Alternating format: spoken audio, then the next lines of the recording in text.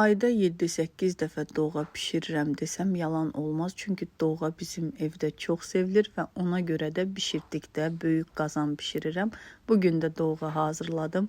Göyərtilərdən keşniş, şüyüd, kəvər, spanaq və 2 dəstə də dağ keşnişi əlavə edirəm. Hamısını yaxşı yudum, doğradım.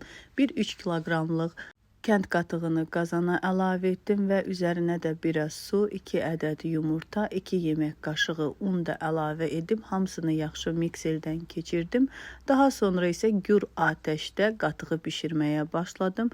Başqa qazanda da biraz yumru düyü qaynatdım. Qatıq bişdikdən sonra bişmiş olan düyünü qatığın üzərinə əlavə etdim və qazın altını söndürüb doğradığım bütün göyərtiləri qatığın üzərinə əlavə edirəm, yaxşı qatışdırıram və qatışdırdıqdan sonra üzərinə biraz duz əlavə edib yenidən qatışdırdım. Qapağı örtülü şəkildə 10 dəqiqə gözlədirəm, dadları bir-birinə keçsin və daha sonra isə servis etdim. İnanılmaz ləzzətli doğğa alındı. Ümumiyyətlə doğğanın yaxşı alınması üçün bir qatığı düzgün seçmək lazımdır. Yəni şirin qatıq olmalıdır və mütləq doğğaya dağ keşnişi vurulmalıdır.